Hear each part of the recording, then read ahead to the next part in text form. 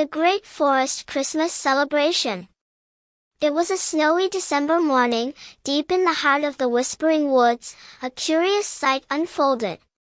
Every animal in the forest was busy preparing for the biggest event of the year, the Great Forest Christmas Celebration. It was a tradition as old as the tallest oak tree, but this year, something extraordinary was about to happen.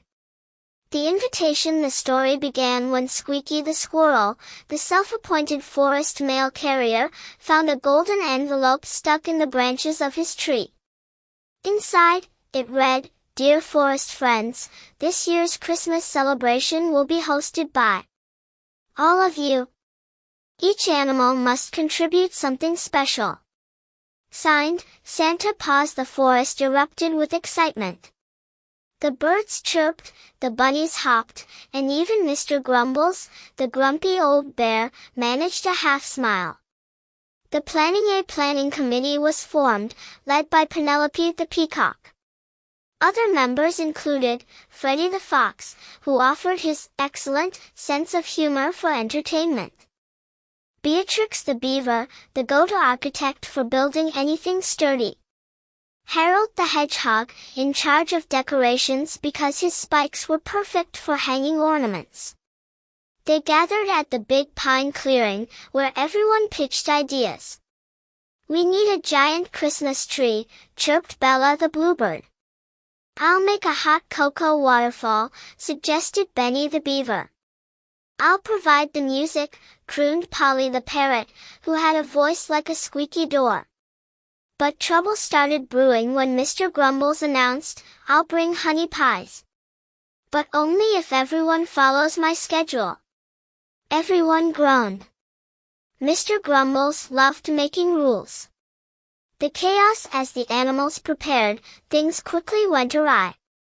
The rabbits, tasked with gathering berries, ate half the supply. The deer got tangled in Christmas lights while trying to hang them on the biggest tree.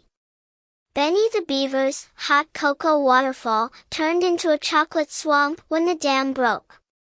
Freddie the fox's jokes were so terrible that Polly the parrot squawked, "Make it stop," every time he rehearsed. "This is a disaster," shouted Penelope, fluffing her feathers in despair. Santa Paws visit on Christmas Eve. The animals gathered in the clearing. The Christmas tree leaned awkwardly, half-decorated. The hot cocoa swamp bubbled ominously. And Polly the parrot refused to sing unless Freddie promised to stop telling jokes. Just as everyone started to panic, a jingle of bells echoed through the woods. A large shadow appeared, a big, fluffy figure with a glowing red nose. It was Santa Paws, the legendary wolf who delivered Christmas cheer to the forest every year. Santa Paws howled with laughter as he looked around. "This is perfect," he said. "Perfect?" Penelope asked, incredulous. "The tree is crooked, there's chocolate everywhere, and Polly won't stop squawking." "But look at everyone," Santa Paws said, gesturing with his paw. "You're all laughing, helping each other, and having fun. That's the true spirit of Christmas." The celebration inspired by Santa Paws' words, the animals embraced the chaos. Mr. Grumbles used his massive paws to fix the leaning tree, then topped it with a glowing star made of fireflies. Freddie told one final joke that was so bad it made everyone laugh uncontrollably. "Why don't squirrels like Christmas?" "Because they're nuts." Polly the parrot sang her heart out, accompanied by a choir of howling wolves, croaking frogs, and hooting owls. The hot cocoa swamp became the star attraction, where animals took turns splashing in chocolate and drinking it straight from their fur.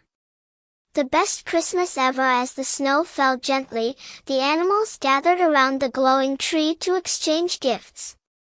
Squeaky the squirrel received a miniature nutcracker, Polly got a golden bell for her performances, and Mr. Grumbles received a blanket so cozy, he smiled for the rest of the night. Santa Paws declared it the best Christmas celebration in forest history. From that year on, the Great Forest Christmas celebration became even more chaotic, hilarious, and fun, just the way the animals liked it. And so, the forest animals learned that Christmas wasn't about perfect trees or fancy decorations. It was about friends, laughter, and a little bit of chocolate-covered fur. The end.